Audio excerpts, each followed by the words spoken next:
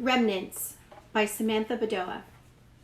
I have searched every inch of this skin looking for something permanent, something familiar, a relic or a treasure history has tucked away on a rainy day and forgotten about, something I can bow my head to in reverence. But things in motion are always fleeting, hard to define, and imperfect. We are imperfect. The roads in this city are always under construction. There are always new buildings being built. There are always old buildings being torn down. The air is more filled with their ashes than sunshine. This is the only memorial they will ever get. Things are changing. Things are breaking down. Even the sidewalks have cracks in them, and on bad days they are just that, cracks in cement. But sometimes, on good days, they are battle scars. And on the best of days, they are remnants of a story we have all been writing for centuries.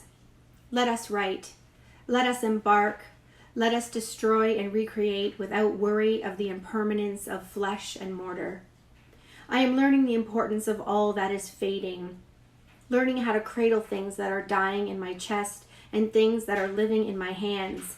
I have made a border town of my rib cage. I will not mourn all that is temporary. I will not search for anything tangible. Instead, I will be bold and courageous with the knowledge that there is nothing built around us that cannot be reduced to rubble and rebuilt again. That's Remnants by Samantha Bedoya from her first and debut book, So Am I, published by Black Moss Press. Samantha Bedoya is Windsor's first Youth Poet Laureate. And this is her first book. And I wanted to start with that to give you a sense of what type of poetry is being written and published in the Canadian world of poetry today from someone who we know and love in our own city and who is recognized enough as a poet to be named Windsor's first Youth Poet Laureate. So my name is Vanessa Shields, and I'm a poet too, and I'm here today to talk to you about poetry and to give you some cool writing prompts to get you started working on writing poetry in your own life. So if you've never written a poem before, that's no problem at all. It's very easy, and it's easy because really all you need to have is a little introspection and the ability to pay attention. So certainly when I'm thinking about what I'm going to be writing, I am paying attention to the world around me, and I'm paying attention to my emotions and my feelings and really tapping into my soul. And you can make that mean whatever that means to you. But definitely thinking about how I feel on the inside and wanting to translate that into some form of written language, which for me comes out in poetry. So sometimes people say, well, I've never written before. I don't know how to get started. So I'm going to give you some kind of real life, easy, simple ways to start writing poetry in your own life. And in terms of how to do it and what words to choose, best advice I can give you is to follow your heart and your soul and your intuition.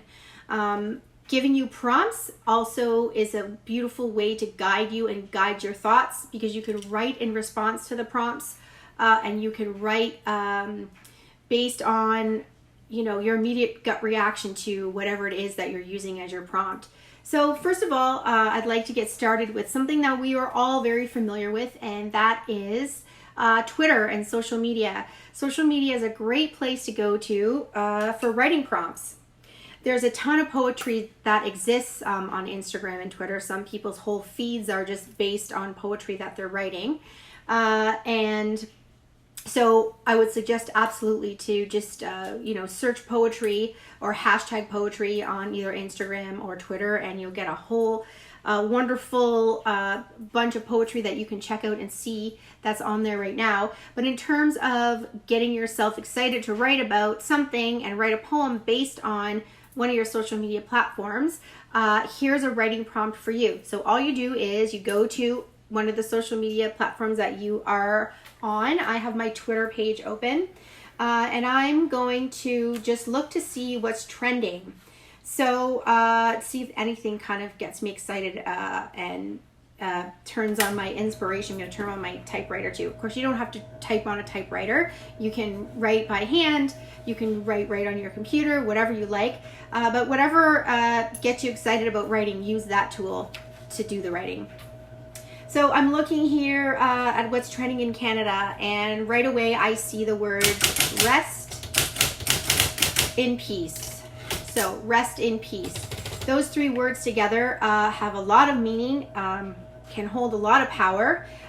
So without even clicking on that to see kind of what exists, I'm just going to take a few minutes to write one stanza of a poem based on what rest in peace just right now in this moment feels like to me. So rest in peace.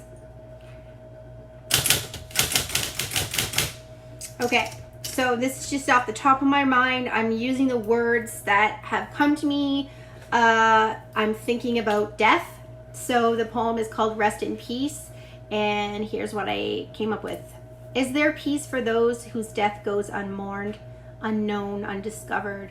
What is a life if its death rests without peace? So I got a little bit of repetition in there, using the rest in peace at the beginning and also at the end, playing with life and death and those meanings. This is what it looks like on the page, although I have to fix my margins because they're messed up.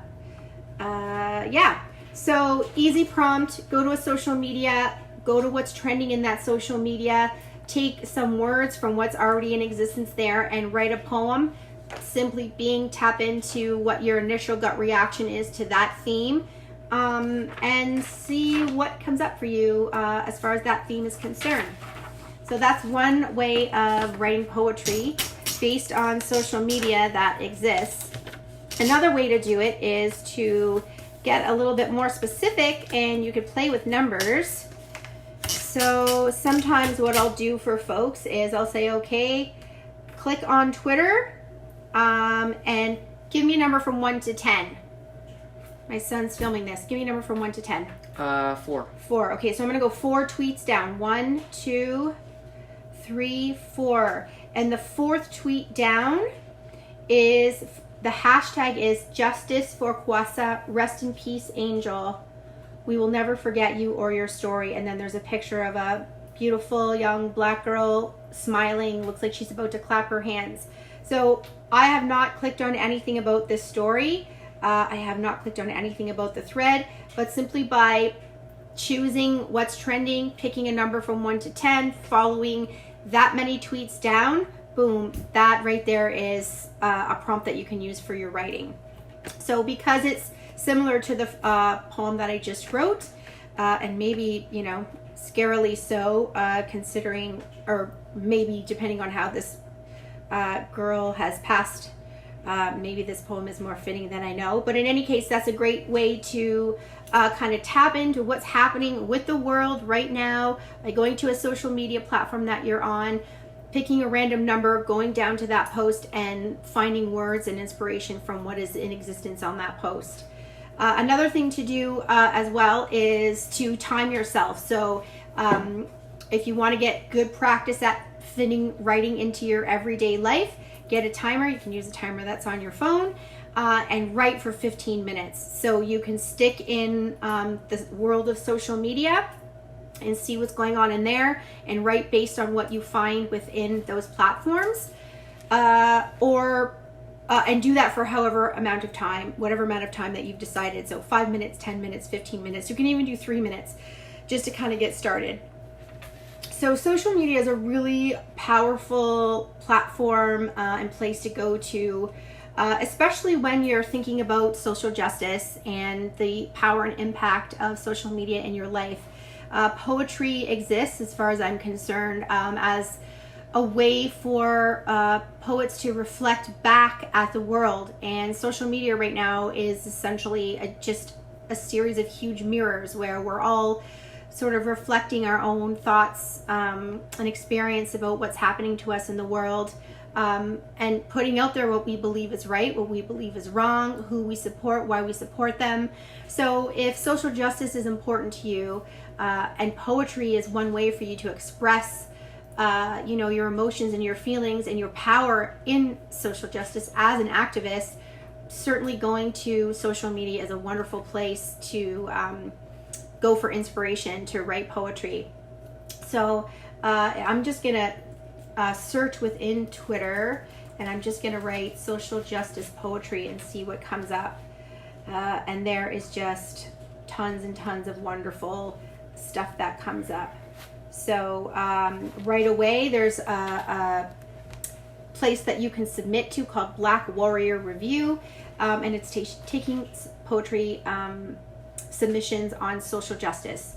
So please, absolutely, if social justice is important to you, which it should be, we are all activists in our own right, definitely go and play around on your social media and see what is there for you to bring inspiration and for you to have some power with your words through poetry. Reading poetry is also a great way to learn about poetry and to practice writing it.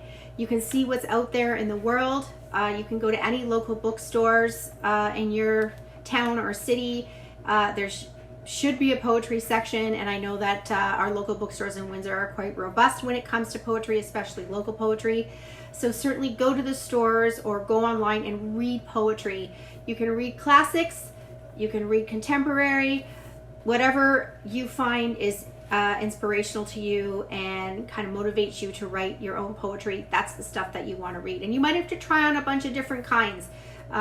There's all kinds of different poetry out there, so it might take a little bit of time for you to figure out, the kind of voice that you like in poetry, for you to kind of feel out your own voice in poetry. But you definitely have to read poetry in order to immerse yourself in what it can be and how it can exist, including how it looks on the page.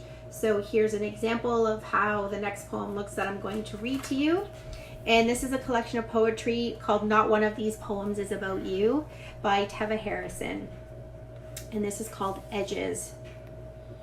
Flying out of my seams I come unraveled. What is the stuff of human binding? The stuff keeping the relationships of our thoughts, our poetry revelations, orderly and clean. I wear the edges of everything, bend and scratch and tear.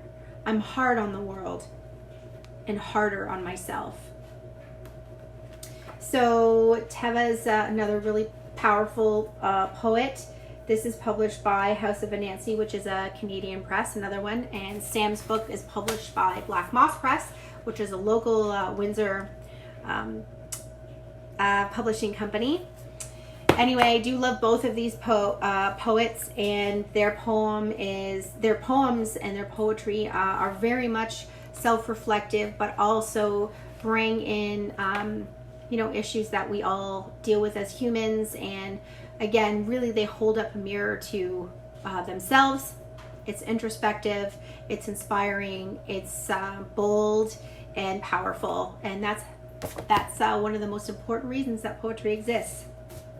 All right, another thing that you can do in terms of prompting yourself to write, and this works for any kind of creative writing, but since we're talking about poetry today, this is what we're going to make it be for. If you have any kind of box in your house or container, plastic container that you use to put sandwiches in or leftover foods, any kind of container that you have around in your house, you can make that a little collection box for items and words that you can use to pull out to prompt you for writing. So this is just an old Christmas box that I found in our wrapping paper container. I've covered the front of it, put a cute little picture and some stickers or some words that I cut out of a magazine in there. And then I filled it with visual cues, words that I've cut out of magazines, and also words that I've handwritten out by myself that I know are words that I would like to, are based on themes of things that I like to write about. For example, chocolate. I love chocolate, and I'm sure I could write a book of poetry about chocolate. And anyways, there's images in here, and there's whole sentences of things too that I found from, I had one of those books that's a collection of writing prompts. I also have a book that's like draw 500 things, and so within that, each of those pages in that book, there's a line at the top that gives you a prompt to draw. Well, a drawing prompt is awesome as a writing prompt too. So this one says something big next to something small. And then on the other side it says, oops, it says laughing.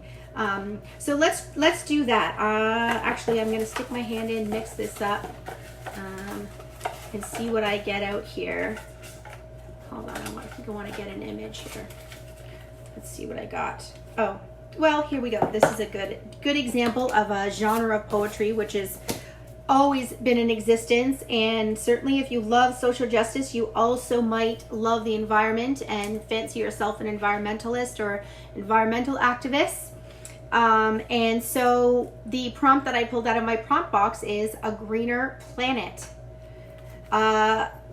My friend Ali Binyar, she just had a local writing contest and put out an online magazine based on all poems about the environment, and how we feel about the environment, its place in, well, our place in the environment. This is really kind of a huge genre and theme that people are writing about all the time. Again, poetry is power. It's a place for you to express yourself and put your beliefs out into the world in a creative way. So if you love the environment, try writing some poetry about it and see what comes out. All right, so I've picked a greener planet, so I'm going to give myself just a very short amount of time to write about a green planet, what that means.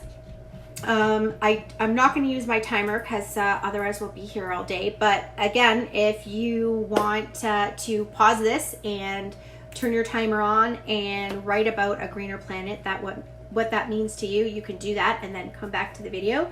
But anyway, here we go. I'm just going to write about the first thing that comes to my mind with a greener planet. Now, something you can also do with these prompts so a greener planet can be your title.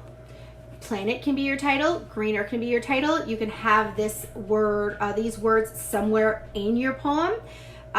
You can have it as a line in your poem, or you can make an acrostic poem, which means all the letters of all the words go to the left of your paper, and so each letter you can write a sentence or a word.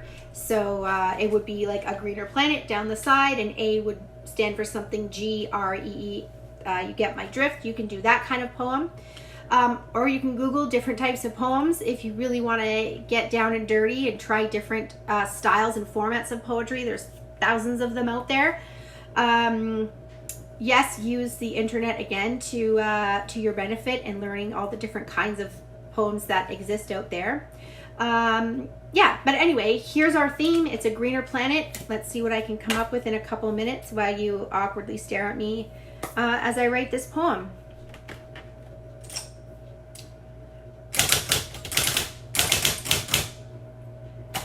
Okay, so many typos. Okay, here we go. So, a greener planet. Now, of course, first drafts, sometimes they come out perfectly the first time. 99% of the time they do not. These are first draft poems. This is me just playing with language, playing with words, going with the flow of this prompt, which is a greener planet. Here's what I got. A greener planet. All the colors. Greener, redder, blacker. That blue, blue, blue for lazy summer afternoons. When we do more than smell the flowers. When we ponder the pond, the frog, the turtle. When we feel our size, our own colors. When we decide to be green, greener for the benefit of the planet. Okay, so let's see. Another prompt that, another way to prompt ourselves for writing is to take, anyway, let's get back to this. Let me finish that up. Yeah, so you can put that prompt back in your box. Keep this box on hand. You can put all kinds of stuff in it. It doesn't have to be, images or words that you've cut out. It can be like something you find around like a button or an old USB key or a fork. Anything that will fit into your bucket that is something for you to write about. It's great to have a collection of things somewhere that you can go to anytime you are making time to write, and that can just give you inspiration for your poetry. Okay, another really cool thing to do is if you've got books around your house, which I hope that you do, again, it's a fun kind of prompt playing with numbers. So you look at how many numbers are in the book. Page numbers, I should say. This one's got 330. You ask your lovely son who's filming the video, choose a number from 1 to 330. 329. 329. Okay. So 329. Okay, and so now I have this page, but the page has like there's maybe 25 lines. So now I'm gonna say pick a number from 1 to 25. Not just like probably a smaller number is better. 5. Okay, so 5. Then I'm gonna count 5 lines down. 1, 2, 3, 4, 5. Okay, there's only one word on that line, and it's the last word in a sentence. And so, because it's way harder to do that, I'm gonna say I'm gonna skip up one line, and the words that are on it are Duncan jerked and took his thumb out of his mouth. So Duncan jerked and took his thumb out of his mouth can be a sentence that you start with, or that is somewhere in your poem, or you can take pieces of this and use that in your poem. So for example, you can take out of his mouth, you can take took his thumb, you can take took his thumb out. I'm going to choose the words out of his mouth because I think those 3 words for me, I can definitely do something with that. So again, that is the prompt, which is pick up a book, have somebody choose a page number for you, have somebody choose a line number for you, and see what fun words you can pick out of that line. So out of his mouth. Let's see what we can get from this. All right, here we go. Out of his mouth.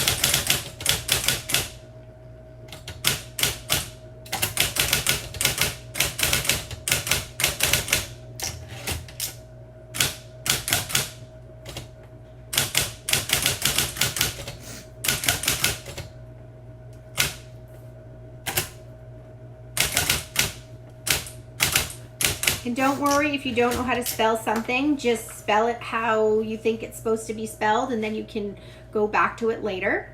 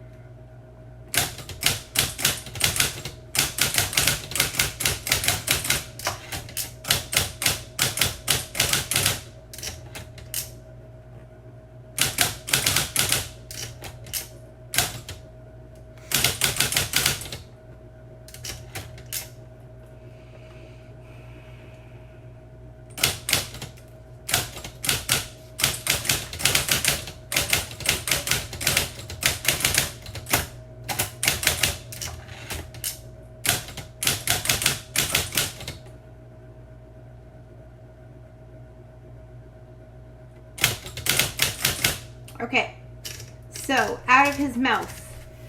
Frothy lies, denied, denied, denied. Fear, injustice, rage, narcissism.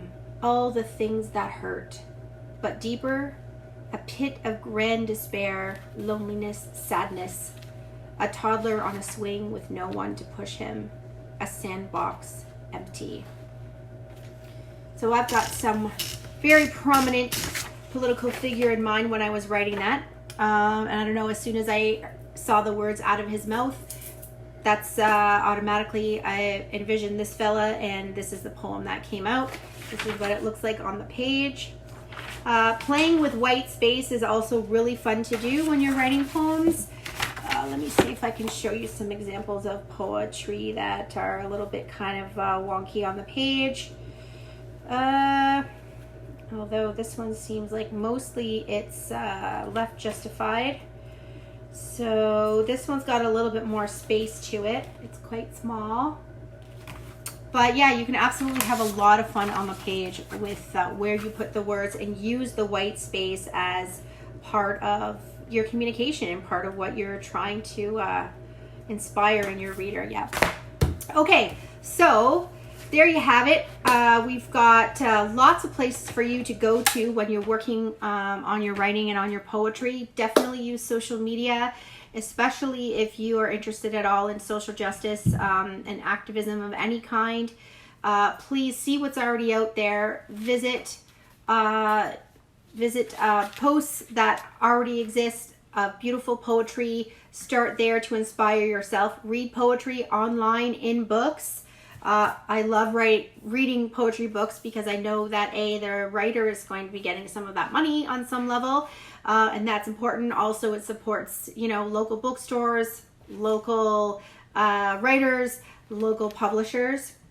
That's if you're buying locally, but also support writers in general by purchasing their books. And you can, if you are considering The Planet and you don't want to buy a book because it's printed on paper, then you can get an ebook because those exist too, of course.